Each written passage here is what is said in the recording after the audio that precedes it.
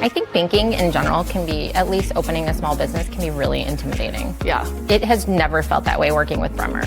Our business wouldn't exist without an SBA loan. Bremer swooped in, held us under their wing, and walked us through it. And we ended up getting everything we needed. Bremer sees us. I mean, like, really sees us. They're our cheerleaders behind closed doors, and who knew it was going to be our bankers? I know, right? It's Not Your Fault is a podcast for parents, caregivers, and young people navigating the world and its challenges. Here's your host, Brandon Jones. Greetings, everyone, and welcome to another installment of It Is Not Your Fault, a teen mental health podcast. I'm your host, Brandon Jones, and on today's episode, we're going to talk about self-harm. I know I've brought this up in a few different episodes, but we haven't focused solely on self-harm, what it is, and what parents and caregivers can do to address the issue of self-harm when it shows up with the young person in your life. Today's episode, unfortunately, is being brought forth for a personal reason. A few days ago, it's been about a week now, actually. My oldest child disclosed that she has self-harmed in the past. She's currently not self-harming, but she has been doing it a few months ago. And it came as a huge alarm and a huge shock. It came with a lot of frustrations from both her parents and a lot of fear from both her parents. But also, it was a moment of pause for myself as a mental health professional, as someone who comes out and does, this work, who does a podcast like this, talks about these things all the time. It is a bit different when it hits home. And this isn't the first time mental health has hit home for myself, whether in my personal life, definitely not in my professional life, obviously. But it is the first time that one of my children has displayed some concerns around their mental health. Now, I will share some things in this podcast because I am human, and I will share some things in this podcast that are personal, but I want people to know that no one's perfect. No, I'm not perfect. And that there is light at the end of the quote unquote tunnel. There are opportunities when difficult times do arise, that we can persevere, we can collectively get together and do the things that we need to do for the betterment of our young people. And I'm not a perfect person, and I don't want to ever come in here and make myself seem to a certain extent. People say I'm an influencer or a thought leader or even an authority in some of these things, but that doesn't mean that these things do not affect my own life. But it is important to know that you can do something about it, and that's why I do this podcast, and that things can be okay. You can still find joy, hope, transparency, and even salvation as we move through some of the tough times that show up in our lives. So yes, my oldest daughter disclosed that she had self-harmed for a little over a month. She said that she hasn't done it in quite some time, and it's been about a year since she self-harmed. So I found that very, very fascinating. But I'm not surprised. That she's done this. And she was able to identify. It took a lot of conversation, and I thank God every day that I have the skill set professionally to talk to people and remain calm, during difficult conversations, but also to be able to have the training and the skill set to have a family conversation that's difficult, because her mother does not have the same level of training that I do, and definitely took a way different approach towards this news than I did. But we were able to rally, to listen, to open up an opportunity for conversation that was non-judgmental and non-blaming, and really figure out what can we do to move forward for our child. So ultimately what happened was our child was not doing what she was supposed to be doing academically in one of her classes, and she had lied to us and said that she had turned in some assignments that she did not turn in. We thought she did turn them in. Grades came back, and it was revealed that nope, she did not turn those assignments in at all. So that resulted in her phone being taken away, and then she had made a comment that she wished she didn't live anymore. So not only did she reveal some self-harm, it was some suicidal ideation. Now, that was more of a frustration thing. She's not quote unquote suicidal, but we're keeping our eyes on that. I'll be very honest. Because anytime you hear things like that, your ear should perk up. But there's no plan. She's not at that level, but I think she's just been overwhelmed. And honestly, I'm not surprised by that, given some of the other life circumstances that I will share in a moment that have been going on. But also, she actually told us, I'm very overwhelmed with things right now, and that made a lot of sense to me. Um, so she was caught, lying and telling us that she was doing things academically that she wasn't. So her phone got taken away, and that was spiraled out of control. And I knew something was up because her emotional response to the phone being taken away, did not make any sense. Because it's like, hey, you got busted. Like you were not doing your homework the way you should be, and you told us that you did, and you didn't.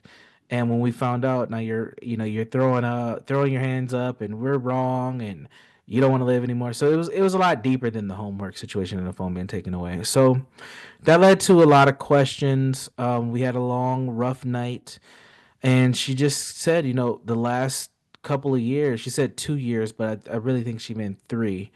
Have been difficult. And the reason I say three is because of the things she identified that were frustrating for her.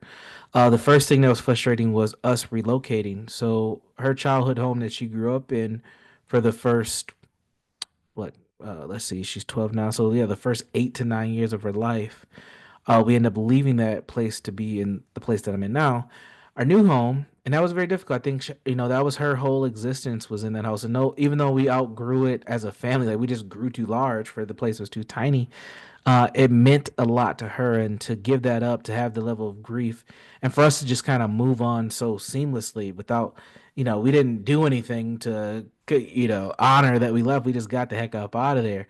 I think that left her with some emotional ties that we didn't consider. So that was the first thing she mentioned, was leaving that or that townhome that we lived in. We lived in an apartment when she was born, but she doesn't remember that because she was only there for about a year. Um, the second thing that she brought up was the death of her grandmother. Her maternal grandmother passed away, which also happened around the time of our move. Her maternal grandmother literally passed away a week after we moved into this home. So that brought a lot of emotional pain, as well as one, we jumped from her childhood home to now grandma, who was a big part of her life, there all the time, ends up suddenly passing away. So we kind of doubled down on the grief. That level of grief spilled into our whole family because another big lifestyle change happened a year later, where myself and her mother, me and we got a divorce. So my ex-wife now.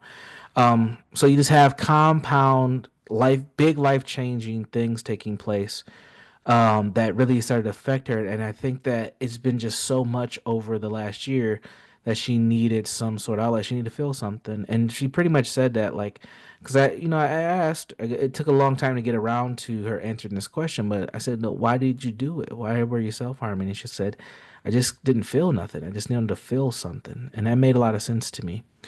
So her level of self-harm was she would, pretty much like dig into her skin with her nails and like poke herself pretty hard. And she said that she eventually, when she would need to cut her nails or nails weren't sharp enough, she would use a pencil when she was at school and like jab her thighs. So that she chose a place that wasn't very visible. I'll be honest with you, I missed it. I wasn't paying attention to her thighs. When she's, at this point, she's what, 11 years old. I'm not staring at an 11-year-old's thighs, and her shorts that she wears in the summertime aren't that short to notice. So I wouldn't have noticed. I wouldn't have noticed unless there was some sort of like injury that I was helping her nurse or something, where I would be able to look at her thighs and see. But I wasn't looking at her thighs. Her mom was looking at her thighs. She gets dressed on her own. She bathes herself. We don't help her use the bathroom or anything like that. So when would we see it? When we go swimming, which, we do as a family, but not that often, where we would notice that there's some scarring on her thighs. And then the other thing too, she played softball this summer, and the softball players get injuries. They're sliding, they're bumping into each other, they're bumping their gloves on their legs. And so if there were any marks, it was easy to probably just like brush it off because of softball over the last few months. So there was a lot there was a lot. And it was very hard to hear that. And I think, for as a father, not even as a professional, but as a father, to hear that your child is in pain is very difficult. um And that was hard. That was hard for me to hear. This is my life work, and it's hitting home, and it doesn't feel right. So, this might be the most honest, transparent podcast that I do, and I smile through it because I know that there's a higher calling and there's a higher power that's helping me through this moment, and we are not losing this battle. But I did want to talk a little bit about self harm before we closed out in general, and what are some things that we're currently doing as a co-parenting dynamic, and working with our daughter, and what you could potentially do if this ever shows up in your family dynamic as well. So let's define self-harm real quick. Self-harm is a deeply concerning issue that affects many teens. Believe it or not, a lot of teens self-harm. Is surprisingly common. It is often a way that they cope with overwhelming emotions, stress, and traumas.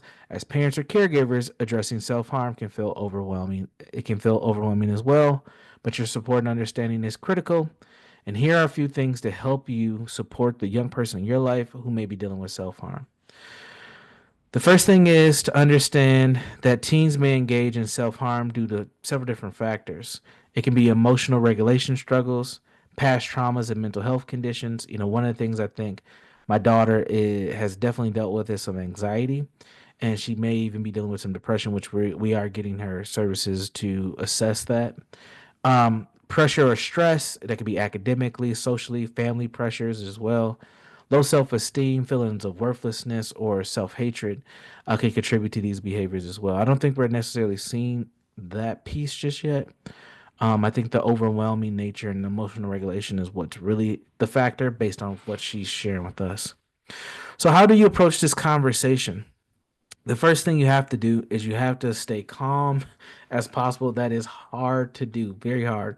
And you have to be as non-judgmental as possible, which I think, me being introduced into the conversation with my ex-wife, I would say that she didn't stay as calm, and I probably was more calm and probably set a tone of non-judgment, because a lot of times parents go into panic mode. It's just natural. It's natural to do when your kids saying that they're hurting themselves or someone else is hurting them. You just go into panic mode. But calm, listening, asking questions, giving the child time to think, to speak. All those things are pivotal. Validate their feelings. Did a lot of that. Hey, there's nothing wrong with that. You should feel depressed. There's a lot that has gone on. I understand why you're overwhelmed. A lot has happened. Like, just giving validation, even if they say something that I don't 100% agree with, validating their experience is so important. It's just letting them know, hey, this is a normal feeling for you, but this behavior is not healthy. It's normal to feel down. It's normal to have anxiety. It's normal to feel things you felt, especially after the 2.5 years that you've had, but it's not healthy to hurt yourself. It's not. Listen when they speak. One of the best things you can do to let your kids know that you're listening is just report back to what they're hearing. And you can say, let me make sure I'm hearing you correctly. Are you saying this, this, and this? All right, I just want to make sure I heard this. Is this what you're saying? Blah, blah, blah. That always works pretty well because it lets you know that's what they're doing. Don't listen to respond, listen to connect. Really understand and actively listen to what's happening so that you can say, hey, is this what you're saying? Is this how you feel? Okay, I'm just making sure that I understand this correctly. It will get annoying because you will sound like a parent robot, but trust me, it's an important thing to do to let them know that you are listening to their perspective and that you care about what they have to say.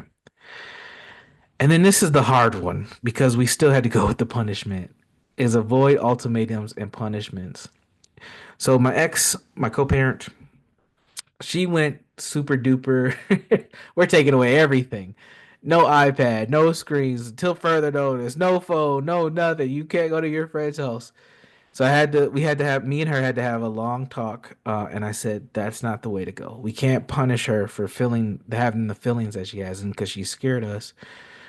She's going through something. Now we're gonna punish her for the academic piece because that was the original punishment. We're gonna take her phone away for 2 weeks, and she has to get her grade up, or she doesn't get her phone back. But all these other things, we can't do that. That's fear parenting, and that's very difficult. Which we were able to come to an agreement.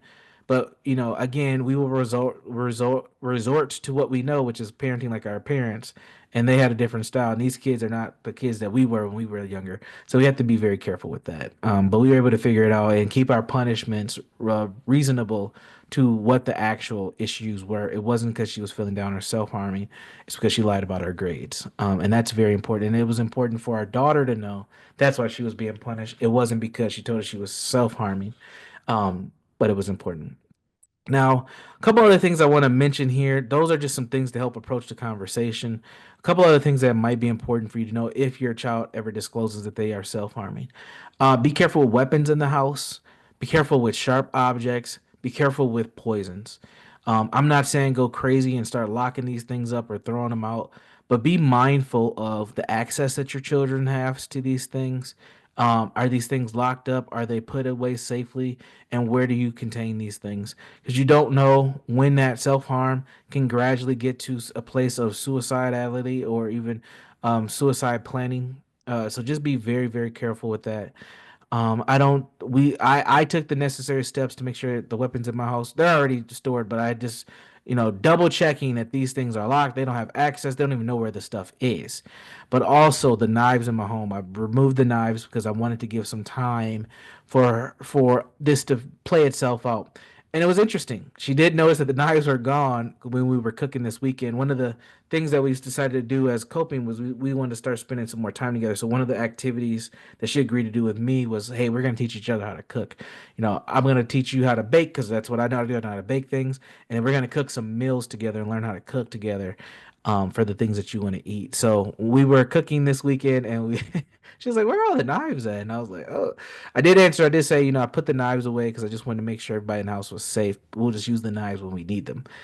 Which she was like, oh, okay. She just kind of brushed it off, but she did notice when we were cooking. So just pay attention. Protect your home, protect your families, but also protect your well-being and the children in your lives' well-being as well. This is kind of a long podcast.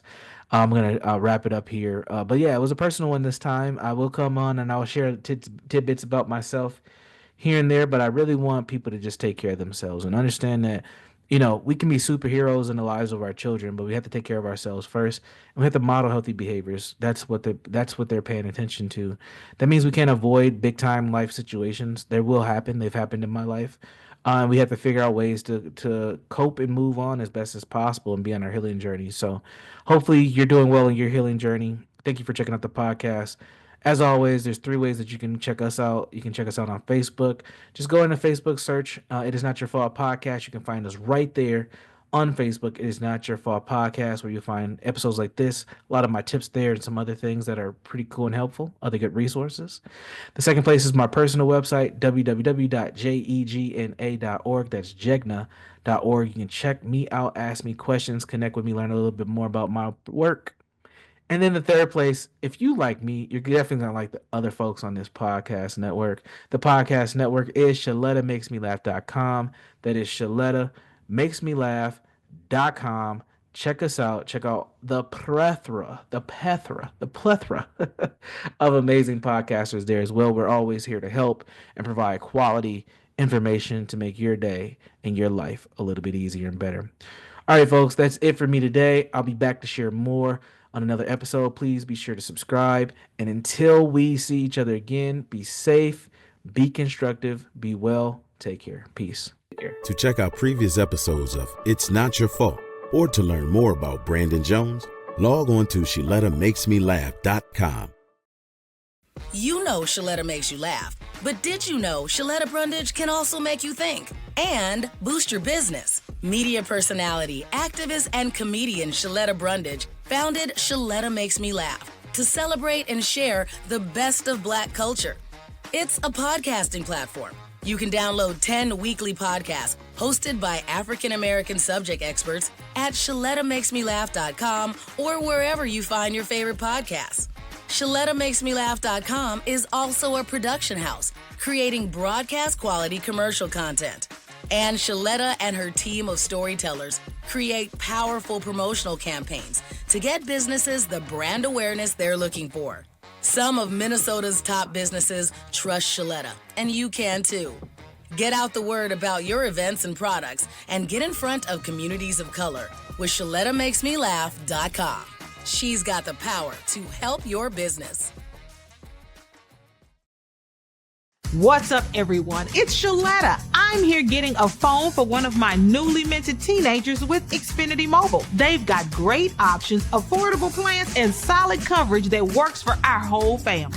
With Xfinity Mobile, my daughter can stay connected with me wherever she goes. And did you know when you sign up, you can get an extra phone line free for a full year? Switch to Xfinity Mobile today for more savings, more smiles, and more ways to stay connected.